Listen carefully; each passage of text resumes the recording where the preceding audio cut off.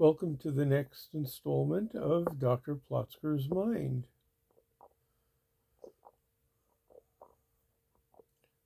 This past week,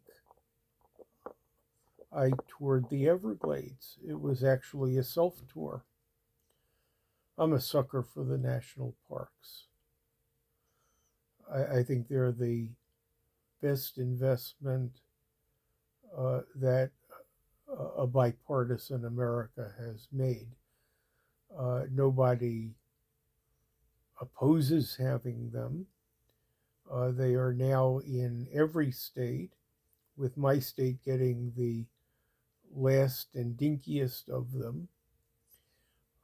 The Everglades, where I recently visited, is a place to behold. It's a bit of a schlep to get there from where I was staying north of Fort Lauderdale. Took a bit over an hour.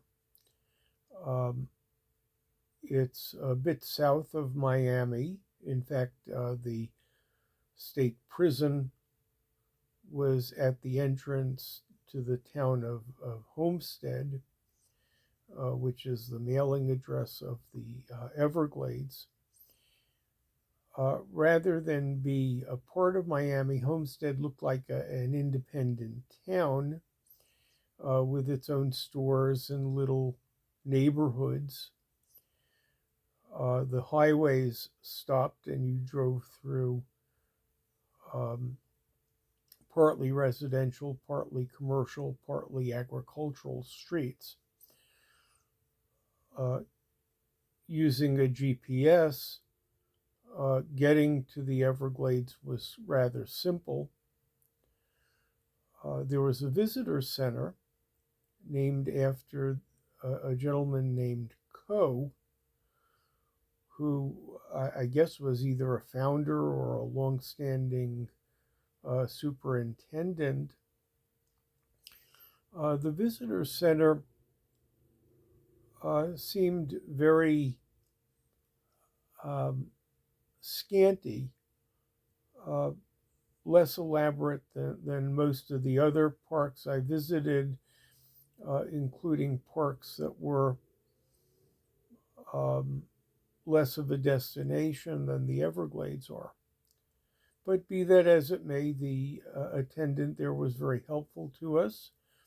They had restrooms. They had a place to fill my water bottle. We were provided a map that showed, I think it was 9 different habitats spread over a single path of 38 miles. The scale of the place for somebody from the mid-Atlantic, where the cities are only about 60 to 100 miles apart, seemed rather daunting that a single road would go 38 miles and then you'd have to turn back to exit the park. But we did. The first habitat was a wetland. It was freshwater and easily the best place at which we stopped. We got to see an alligator that looked kind of dormant. One does not disturb alligators, certainly to avoid violation of law and for your own safety. This critter's tail extended onto the walking path. I walked around it, but couldn't stay the required 15-foot distance and still remain on the path. The gator did not move. There were lots of fish. I was able to identify a largemouth bass and a few other fish that looked kosher. There were birds. I didn't see any mammals or any lizards. My wife and I decided to just drive the rest of the 38 miles and then stop again at various places on the return trip. At the end of the road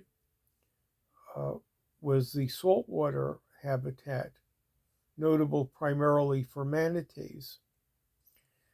They were out in force, but largely submerged, except for a few times when they nudge their beaks or snouts above the water. This part of the Everglades also served as a marina. I guess there are people who rent space there to take their boats out for recreation or fishing. The visitor center was a makeshift one.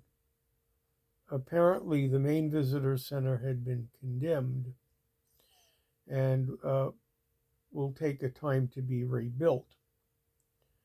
It had a nice collection of skulls of some of the indigenous animals, but I don't remember seeing anything other than manatees.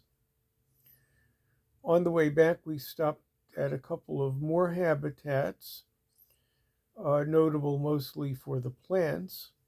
I got to see a full-grown mahogany tree. Some of the natural wonders were less obvious. Apparently, one of the habitats has natural sinkholes that are rather impressive to look at, and I'm sure discourage some random hiking.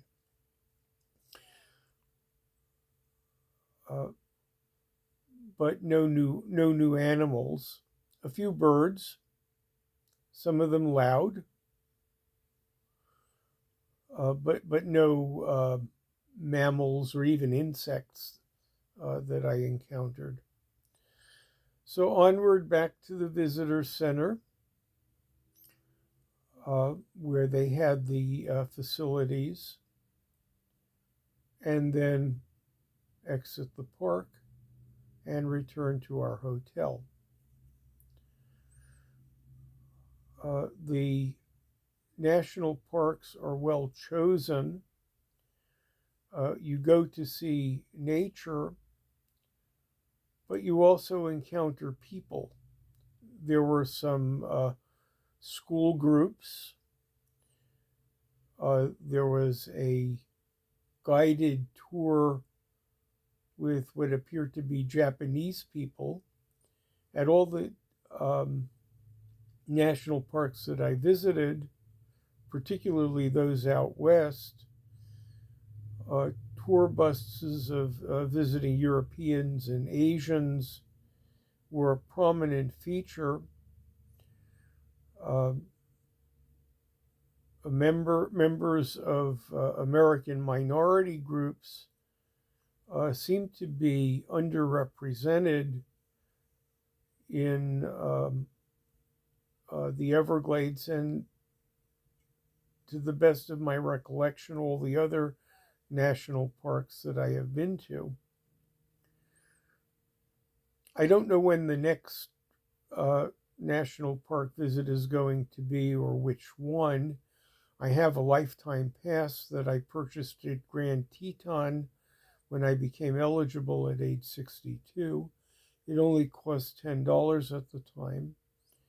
The price has gone up to $80, I think, and still a bargain at $80 if you're going to use it.